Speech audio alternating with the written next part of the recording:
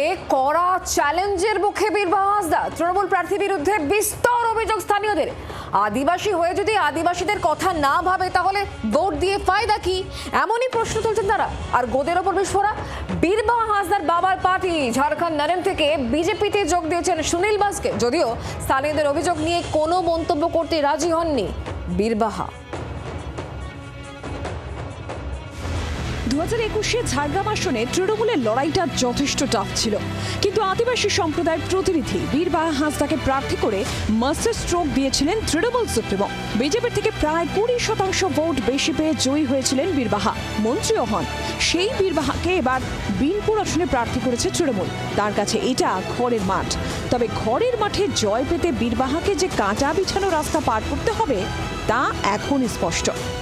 1992 সালে দিশম মাঝি মহেন্দ্র হেমব্রম খুন হন, আর সেই ঘটনায় একাধিক সেই সময়কার ঝাড়খণ্ড পার্টি নয়নের সদস্যরা গ্রেপ্তার হন, যার 45 জন এখনো জেল খাটছেন। সেই নয়ন হাঁসদারই মেয়ে বীরবাহা হাঁসদা এবার ভোটে এই এলাকায় দাঁড়িয়েছেন। এই বিনপুর বিধানসভা এলাকা মূলত আদিবাসী অধ্যুষিত এলাকা, ফলে এইখানে কে জিতবে সেটা নির্ধারিত হয় এই আদিবাসীদের ভোটেই। না, আমরা থাকতে চাই না, থাকবো না। রাস্তাঘাট একটুকু দেখেননি, পানীয় জলের ব্যবস্থা নেই, ঘর ভাড়ি কটা পাচ্ছে, আমরা গরিব মানুষ কিছুই পাইনি। আদিবাসী হয়ে যদি আদিবাসীর পাশে যদি থাকবে না, তাহলে কি করতে ওনাকে ভোট দেব? তাকে ভোট কি করে দেবো? ওই তো কোনো কাজই করলো না মন্ত্রী থেকে। যে আদিবাসীদের কথা ভাবতো, মানে আমরা মোটামুটি ওর ভাবতো, কিন্তু আমাদের কিছুই করে নাই। তার জন্য আমরা ওকে ভোট দিতে অনারাজি। বীরবাহা হাঁসদার আগে তার মা চুরিবালা হাঁসদাও বিধায়ক ছিলেন, কিন্তু ঝাড়খণ্ড নরেন পার্টির সমর্থন নিয়ে তারা বিধায়ক হলেও আদিবাসীদের স্বার্থে কোনো কাজ করেননি বলে অভিযোগ। দিশম মাঝে খুনে জেলখাটাদের মুক্তিতে বীরবাহা ও চুরিবালা কোনো কাজই করেননি বলেও অভিযোগ।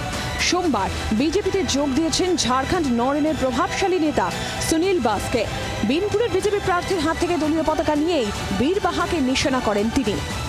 তাহলে যখন ও প্রার্থী হয়ে আমাদের এসটি মেয়ে হয়ে যখন আমাদের কথা ভাবছে না, তার জন্যই আজকে আমরা ঝাড়খণ্ড ছেড়ে আমরা বিজেপিতে যোগ দিচ্ছি।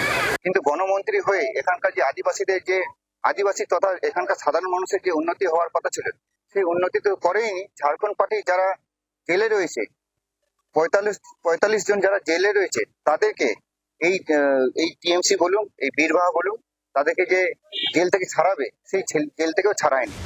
বীরবাহা হাঁসদা অবশ্য কটাক্ষ করেছেন বিজেপিকে। তার পাল্টা দাবি, যারা আজ অভিযোগ করছে তারা সকলেই 2011 থেকে বিজেপি করে।